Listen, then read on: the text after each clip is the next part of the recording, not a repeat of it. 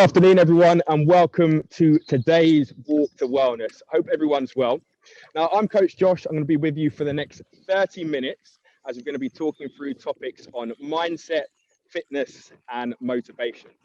Now, today, I'm joined by Curtis and AJ Pritchard, who you may recognize from Strictly Come Dancing or Love Island fame. So let's say a quick hello to the boys. How are you? Hello. How are you? We're good, thank you. How are you, Josh? Awesome. Yeah, really good, guys. Really good. Now, just before we get into our conversation, I just want to say a massive thank you to everyone that's able to join us today, whether you're outside taking a walk or you're just taking a little stroll at home, around your garden, or wherever you've got some space. A massive thank you for joining in. Now, the reason we started these Walk to Wellness is because we realize in the time that we're in, how important exercise is to physical and mental health. So with the lockdown, with being in isolation, quarantine, all of the above, we thought it'd be a great idea to get everyone moving a couple of times a week, build a good online community as we are, and talk through some amazing topics, which we'll get onto. Now, before we get into the conversation, I just want to hand over to our community manager, Pip, who's going to tell you a little bit more information, as well as take some questions to put to us at the end. So Pip, over to you. Hi everyone, thanks Josh. So as we walk for our wellness today, we would like to ask you guys to donate as you walk for the well-being of others. For every walk you join, you can clock up steps and earn coins using the free app Sweatcoin. Every coin you earn and choose to donate to the Trussell Trust will help them ensure that no families go hungry during lockdown. So please sign up to Sweatcoin for free, clock up your steps and earn coins to donate. Currently topping up our leaderboard right now is Sam, who has achieved over 30,000 steps. And for every person that takes part, WW will also be donating to the Trussell Trust too. And just a couple of housekeeping rules for today as well. Please remember you should not be traveling outside your local area while walking today. Remember to look where you're going while watching your phone, and please be mindful of your route. If you have any questions for Josh, Curtis and AJ, please write them in the chat and we'll do our very best to get them answered. So finally, these walks are live and we apologise in advance if there are any signalling issues, but we'll work on bringing our guests back as soon as possible. Over to you, Josh. Amazing. Thanks so much, Pip. So, boys, on your walk today, if you see anything that's, good to share with anyone, please do flip your camera around and show us what's around your local area. I'm fortunate enough to be walking near to the beach, near to the seaside. So, yeah, if you've got anything that's worth showing, flip your camera around and show us. But how's your countryside? That's what we've got. It's nice and greenery. Thankfully, amazing. It's not raining. Anyway, let's not jinx it though. Have you come prepared with an umbrella just in case the heavens open and the rain starts? No, I've got a cap on because it was slightly spitting a second ago, but Kurt's just gone free. Because if it rains, I'm gonna get wet. That's just the way it is. All I can say is skin is waterproof, so we're all I love good. it. One of you's come prepared with a hat, so if it does start to rain, you can attempt to share it between you, can't you? So at least that's a little something. But what I was thinking to start with today, guys, which would be really nice, as we are going to be talking about fitness and mindset and motivation, it'd just be really interesting to hear your journey from, I guess, getting into dancing when you guys started, up through some of your performances, up into where you are now, really. So if you could just tell us a little bit about your story up until now, that'd be great. Yeah, so we both started dancing quite late, didn't we, AJ, to be fair? Yeah, late in the competitive world. Yeah, we started at about the age of, 11 years old we were when we started. So normally most people start dancing in the competitive world about 4 years old, and that's when they become champions. But we started at about 11 and we just stuck with it. There is a reason. Our background story is our dad was a dancer and he travelled the world, and he was an amazing dancer, but he was like, it's not a guaranteed future. It costs a lot of money and there's a lot of traveling involved, and we'll probably lose all of our weekends. So he was quite happy for us to do any extreme sport. Because Dad used to judge all of the major competitions, he never wanted us to dance, because as soon as we started dancing, Dad wasn't allowed to judge us because you can't judge family. Supposedly it's biased.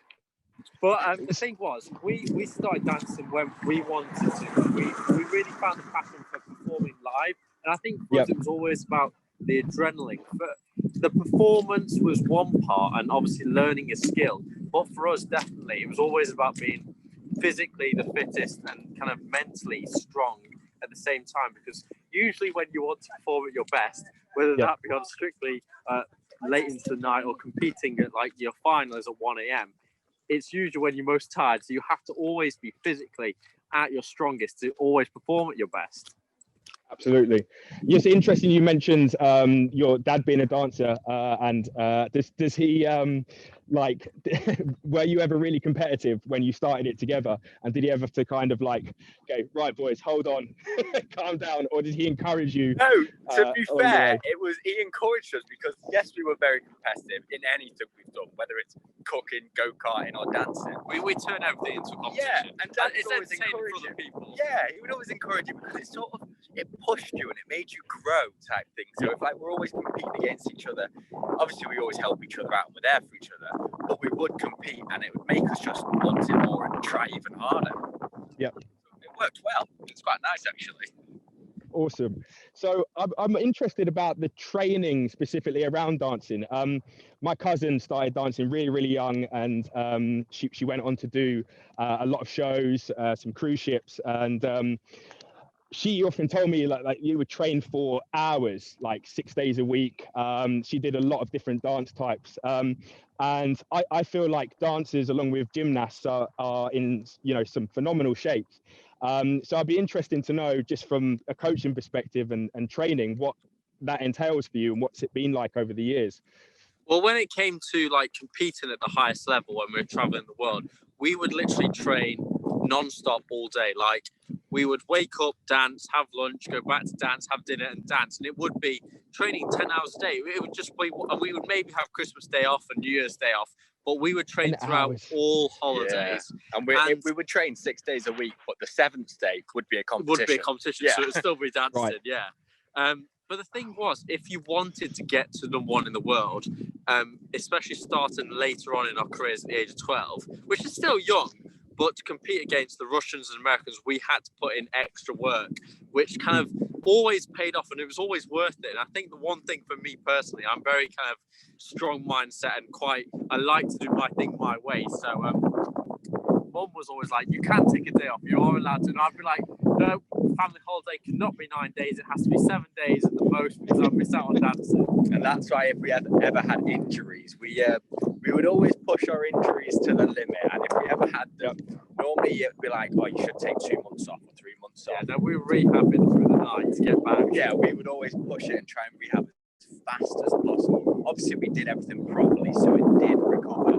We would always push our bodies to the limit. And you have to if you want to achieve greatness in anything, really. When you see people kind of regarding fitness on a normal level, we can see like the celebrities coming strictly from dancing, and even from doing no exercise to trying to, well, for me, I was probably one of the toughest professionals as a taskmaster.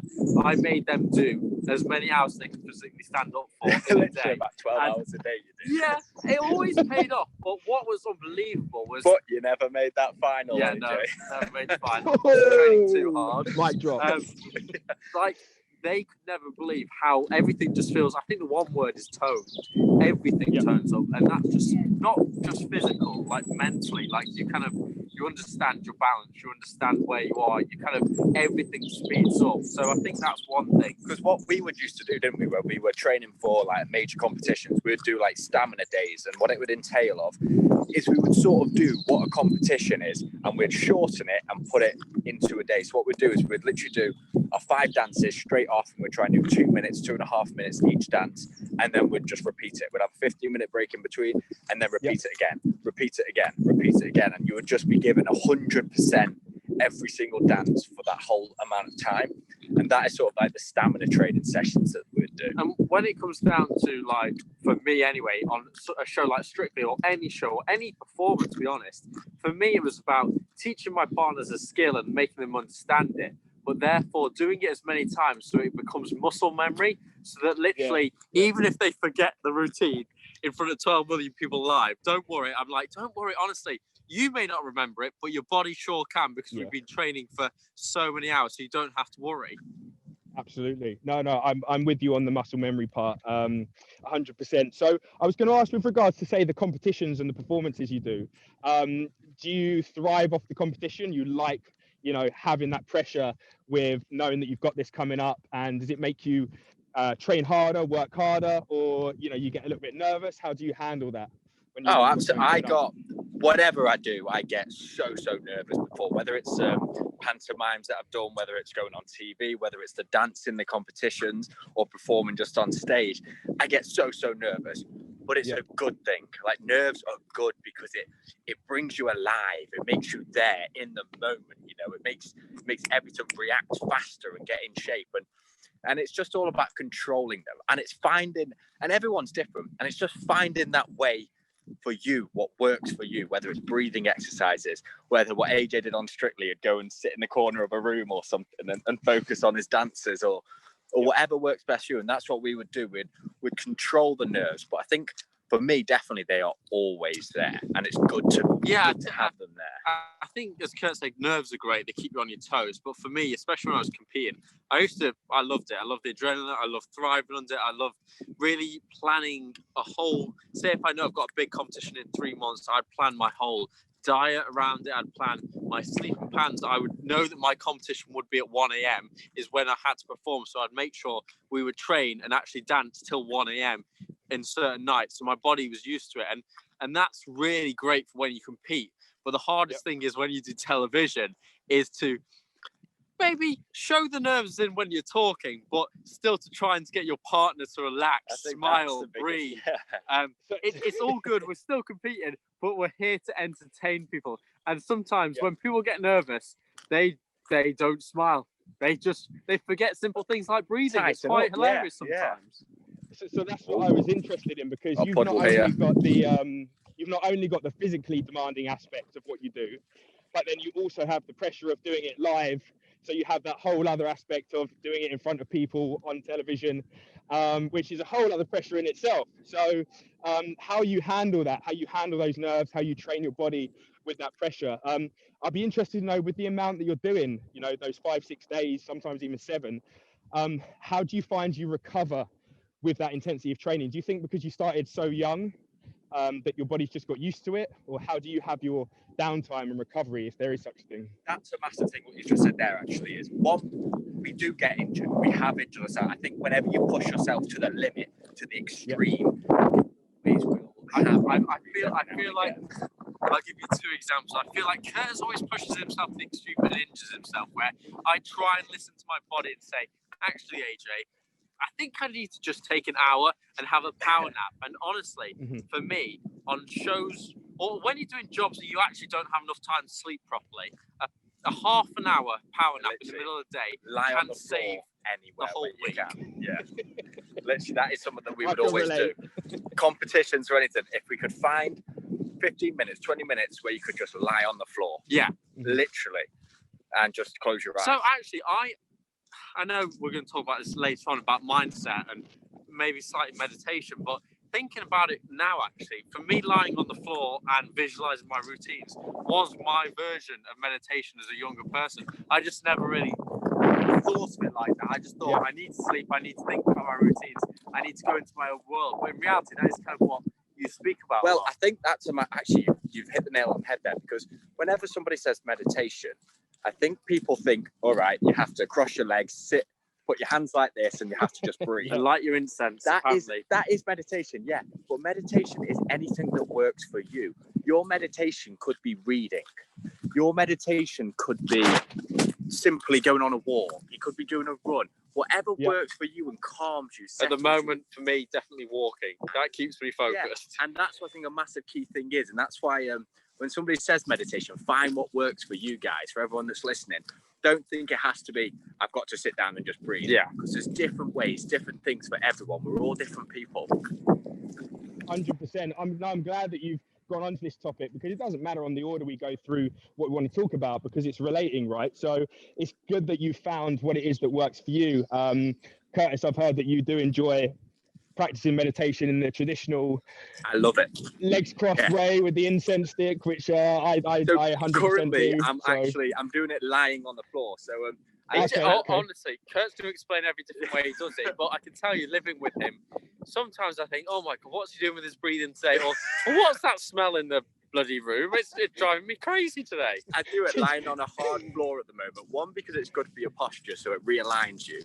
And 2, because I'm really focusing on a method which over oxygenates your blood, and then it really shocks your body and it really focuses your mind. So I like to try different methods of meditation, and I think it's just finding one that works for you. Try it for a month or two and then swap it up, try something different. I think variation is always good, otherwise you can get bored, and I think that's what most people find.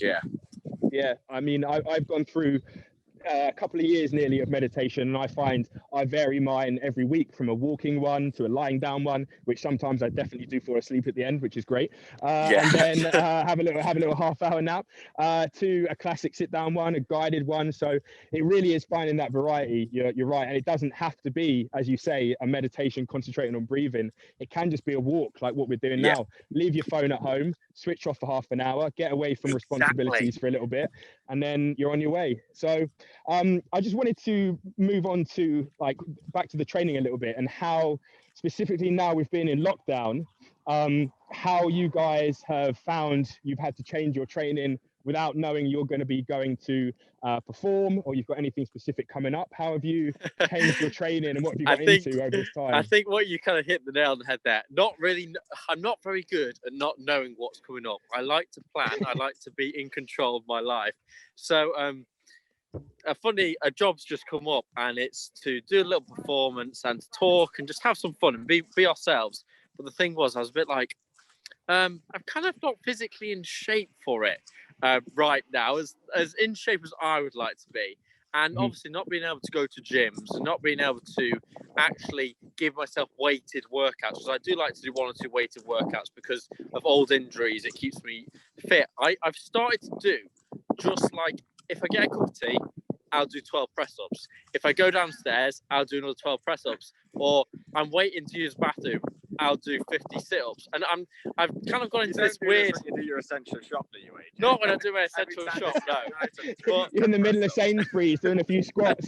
But I've started to just add my fitness into like daily things. So by the end of the day, I've realised I've done lots of sit-ups, lots of press-ups, and just not really make it into, because I feel like at the moment we are doing lots of work but at random times, so I've just kind of fit it into the day, and that's actually, I feel it's working for me. It will. I actually tell my granddad to do this, so hopefully not. No, not press-ups at all. My dad's 93 years old, and he sits down a lot now because he can't. Say to him, Granddad, whether it's you're about to go make a cup of tea, like sit on the sofa and do 10 squats or even 5 squats to make your body mobile and move. And I think actually that's a really good idea what you're saying. Well, I just think like, if you're going to get up and have a cup of tea, you probably have a cup of tea every other hour or maybe every 2 hours. Most people do. Maybe I do it a bit more often. Just do some press-ups or do 1 or 2 squats. It just tie it into your daily things, because especially if you're working from home and you're going from your table to your kettle, it's a couple of steps. It's not like, at least you could say in London or wherever you work, I'm going to walk to the coffee shop. Well, we don't have that now, so make it different, adapt. And I think people need to realise, yes, there's gyms and everything, and I think people use that as an excuse as well sometimes to say, I did it first lockdown, like gyms are closed, I can't go to the gym, I can't work out. It's nonsense. You can do home workouts and you can get such a and good I don't think people know. We're working out right now. We're walking. And we're doing like it right this, now. All of these things. This is classed as a workout. It's exercise. Even though you don't think it is, your body's moving. You're getting out in the fresh air. It's releasing good endorphins. It is so positive to do things like this. And that's why this walk to wellness, it's an amazing thing to do.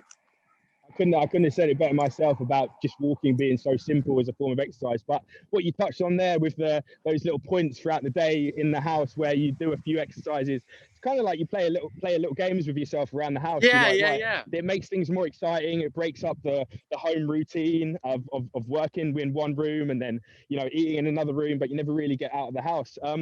So that kind of brings me on to my next topic, which is about how you kind of stay motivated, and how have you stayed motivated throughout this lockdown? Is there anything that you kind of do? Do you set goals, daily tasks, to-do lists? What's your hit the nail? You said it right there. So this lockdown, I'm really focusing on self-love, nice. Because the first lockdown, it was it was a little bit of a gimmick. I think we all enjoyed it for the first week, thinking, And oh, it we was don't have sunny. to go to work, this and that. It was sunny, it was lovely out there.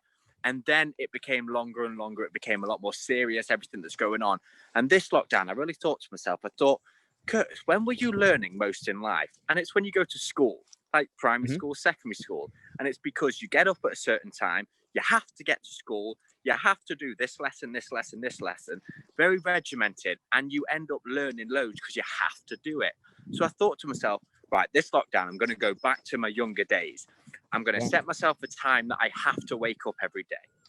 And then I'm going to set myself a goal that I have to do. Make my bed. It's the first thing I do. It's a goal that I set, and then I feel like I've accomplished it. I have my cold shower. It's a goal that I've set. I make sure I have that cold shower. I feel like I've accomplished something else.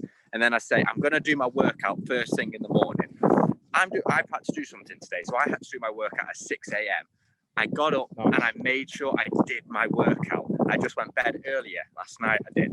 And it's about setting goals. And this is the biggest thing that I'm doing this lockdown to keep myself motivated and on track. Setting goals, small goals, but actually. I think one thing to say now, I've just listened to you, it sounds like, bloody hell, that's a lot to do. Wow, you've done a lot, but Kurt started with one thing and added in another thing. And for me, I just like setting myself a tick list. Today, I know I need to do this.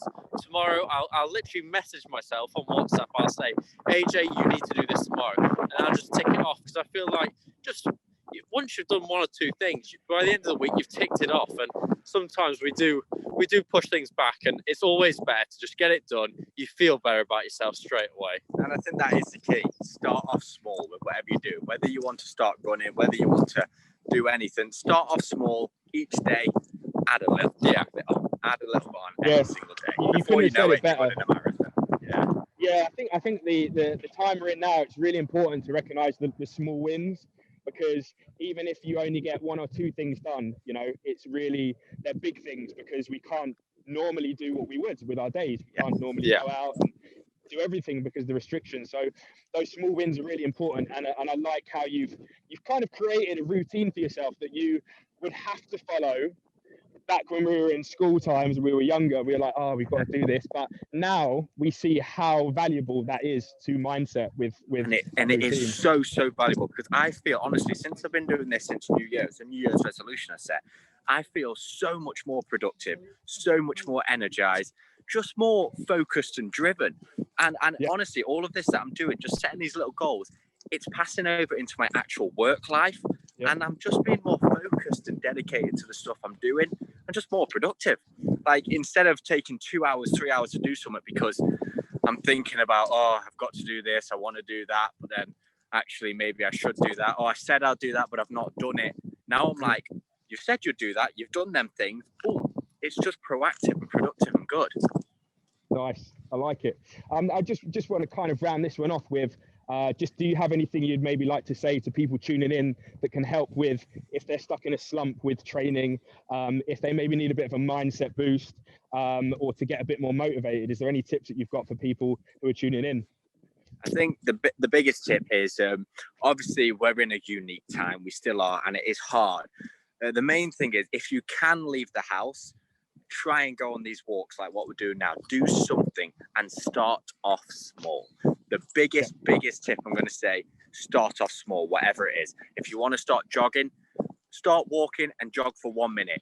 Add it up. Nice. Next time, jog for 2 minutes, and just do whatever you're going to do. Start off small. Before you know it, you're going to be achieving what you've wanted to achieve, and you'll be accomplishing all your goals that you've wanted to do. I think for me, it's about communication. And I think what's really, other than, yes, we're doing exercise, and yes, we are kind of walking right now, but we're creating a community. And for me, really calling your parents, calling your grandparents, calling people that you haven't spoke to in a while, doing that side of it mentally will give you the support to actually, I'm going to go out and do this walk because I'm joining a community.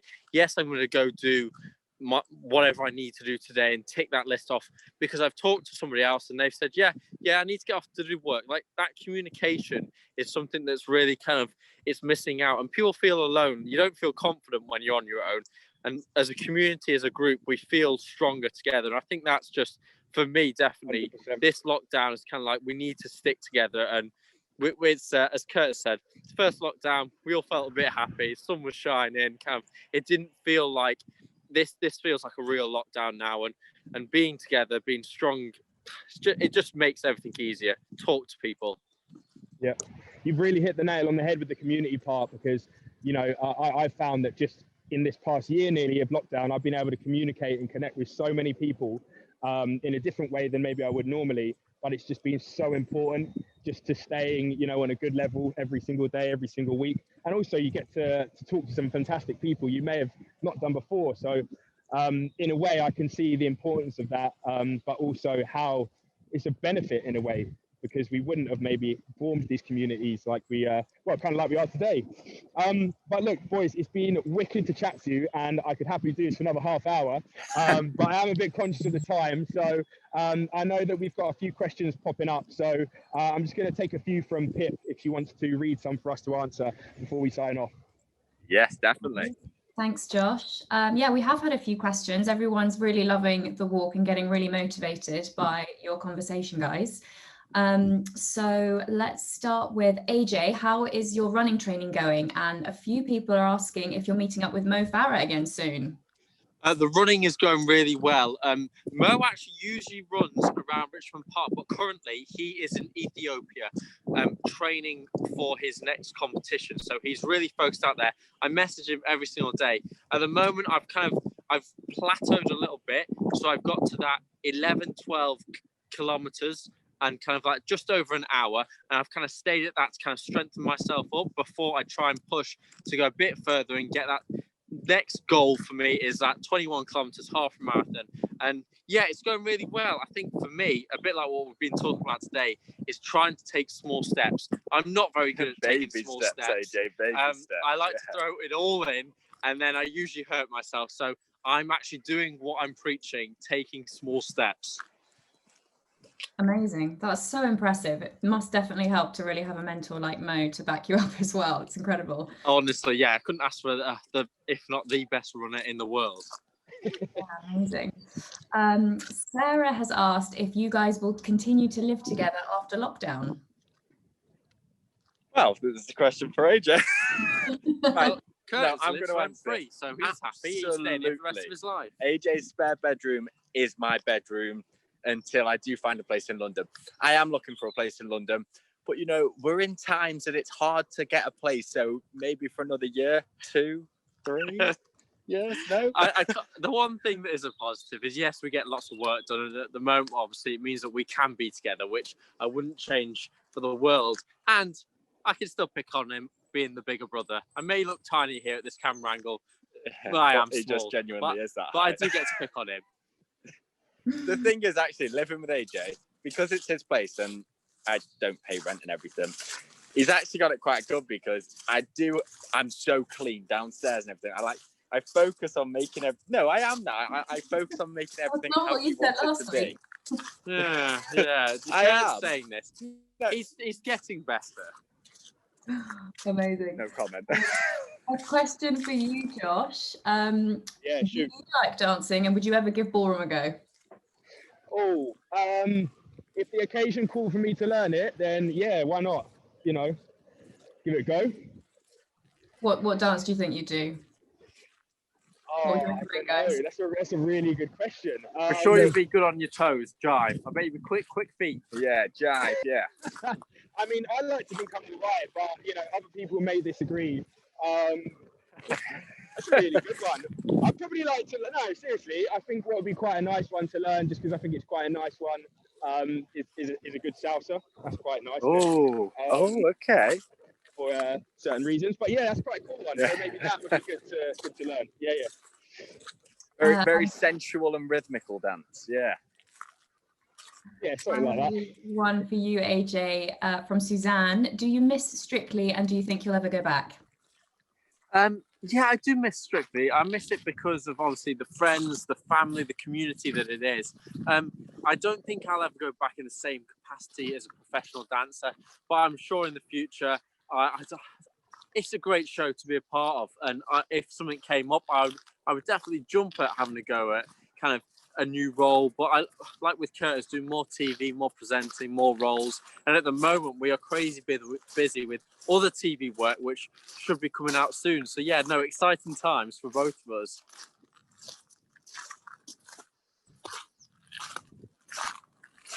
Awesome. Right. Pip, we got anything else? I'm sure we've got quite a few to get through, but yeah, boys, I just want to say, just before we sign off, I think like looking ahead to what the rest of the year has in store for us, is there anything that's really keeping you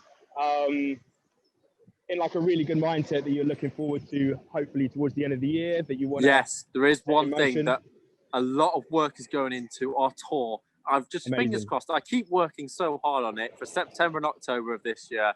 It's dance, so I get to choreograph. We get comedy sketches together, and it's really a TV idea that we want to stick on TV, but we're sticking it into theatre. So I'm really just focusing on the light at the end of the tunnel, and fingers crossed that hopefully we'll be able to perform in theatre soon. Yeah, and that's one thing that I don't know if it'll be possible, but I'm still staying positive, and that's what I'm focusing on. AJ and Curtis's big night out is called, so we all want a big night out. So fingers crossed it can go ahead. Fingers crossed for that. Absolutely. Well, boys, honestly, thank you so much. It's been an absolute pleasure talking to you. Hopefully we can do this again sometime. No, definitely. Thank you, Josh, and thank you for that view. It looks absolutely gorgeous where you are. I'll give you one little clip before we sign off. Oh, wow. I don't want to take up too much of your time, but anyways, boys, thanks again, and hopefully speak to you in the next one. Yes, thank you so much, Josh. Have a good day. Stay safe, everyone. Thank you, everyone, for coming on, guys. Bye-bye.